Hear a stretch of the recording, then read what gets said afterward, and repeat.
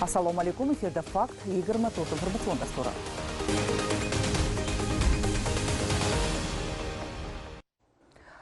Yaqin yillarda ko'plab sohalar qatori farmatsevtika sanoatida ham yuqori o'sish jarayonlarini kuzatishimiz mumkin.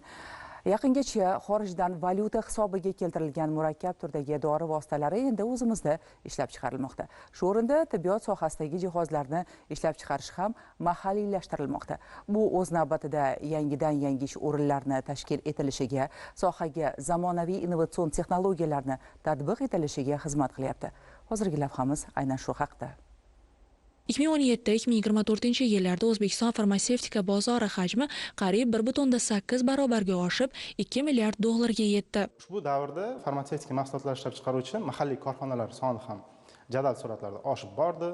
Xususan 2017-yilda ularning soni 146 dan tashkil etgan bo'lsa, 2024-yilga kirib ular 202 taga yetdi. Ushbu demak yangi ishlab chiqarish quvvatlarining yaratilishi, mavjud korxonalarni modernizatsiya qilish hisobiga sohani demak ichki talabni qoplash salohiyati oshib, ichki talabni mahalliy mahsulotlar hisobiga qoplash darajasi 32% dan 42% ga oshdi. Ushbu davrda sohada investitsion faollik ham jadal sur'atlarda oshib bordi. Sohaga kiritilgan investitsiyalar hajmi 6 barobarga oshib, 8 yilda 847 million dollar investitsiya kiritildi. Shuningdek, eksport salohiyati ham sezilarli darajada kengayib bormoqda. Agar 2017-yilda farmatsevtika mahsulotlari eksporti borig'i 18,3 million dollarni tashkil etgan bo'lsa, bu 2024-yilga kelib 9 barobarga oshib, 165 million dollarga yetdi. Davlat rahbarini farmatsevtikani qo'llab-quvvatlash uchun yaratib berayotgan shart-sharoitlar natijasida 205 taga yaqin import o'rnini bosuvchi mahsulotlarni o'zlashtirildi. 9 oyda yakunlariga ko'ra umumiy hisobda 19 taga yaqin loyiha ishga tushirilgan bo'lib turib, buning natijasida umumiy hisobda 800 dan oshiq yangi ish o'rinlari yaratildi. Shuni aytishimiz kerakki, hozirgi kundagi xalqaro talablarga javob beradigan mahsulotlarni ishlab chiqarish maqsadida barcha mahalliy dori ishlab chiqaruvchi korxonalarimizga GMP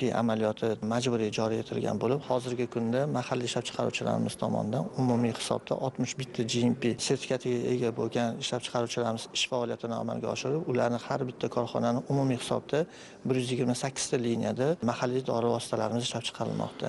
Umuman olganda farmatsevtika sanoati mamlakatimizda ilg'or investitsiyaviy jozibador va eksport salohiyati yuqori sohalardan biriga aylanmoqda.